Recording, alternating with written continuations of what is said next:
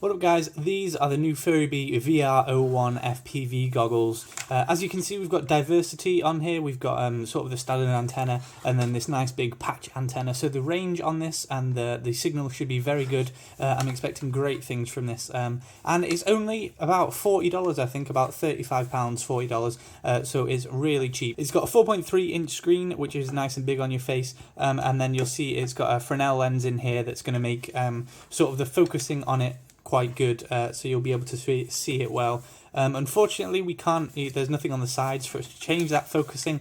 We can't swap out lenses, and we can't change it. But I guess that's what you get for about $40. Looking on the box, we can see that it is 40 channels, and we have our standard sort of selection of channels that would be used on any sort of video transmitter. And you'll see on here, if we take a closer look at the buttons on here, we've got an auto search feature, which I think is really good. We've got the band and channel switching, and we've got the menu button, so we can navigate into our menu and change some settings. You'll notice on here we've got two ports. We've actually got a video in port. It comes with this short lead, so we can plug our video in there and actually watch things on our goggles.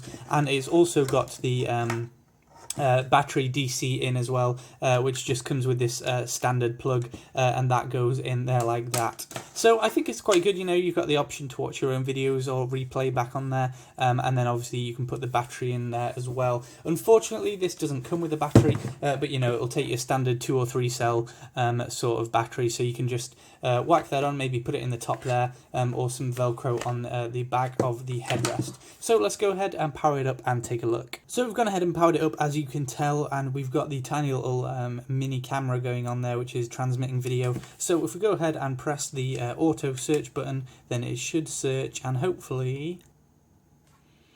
So there we go, we've got our image. That looks nice and crystal clear. You'll see it's quite bright because I've got the LED strip light above me, but it looks pretty good. You know, I'll see if I can focus in on it a bit more, and you'll see we've got a nice quite crystal clear display. It's only a 480p display, so it's not fantastic, but you'll see it's picking up a lot of colours. We've got very low latency on here, so it looks very good, and overall I'm quite impressed for the moment. I'll have to go and field test these a bit more, but for now it looks pretty fantastic. So I have to say, after trying these a little bit, this foam on here is actually seriously impressive. It's sort of angled out so it fits your face nice and well, and it's got this nose indent here, so rather than resting on your nose just slots in here, so it is actually really comfy, because a lot of the cheap goggles sort of rest on the bridge of your nose and it's incredibly uncomfy, but this one, your nose just fits in here and lets a tiny bit of light in, I'll admit, but I guess the bigger your nose, the less light is going to fit in and come through here, because your nose is going to be slotted in there. So I'm quite impressed with this. It's sort of like a ski mask or goggle design, so it's quite well. I mean, you could easily upgrade this, but to be honest, I think it's quite good for now. So yeah, all in all, I'm very impressed with these goggles. A couple of drawbacks.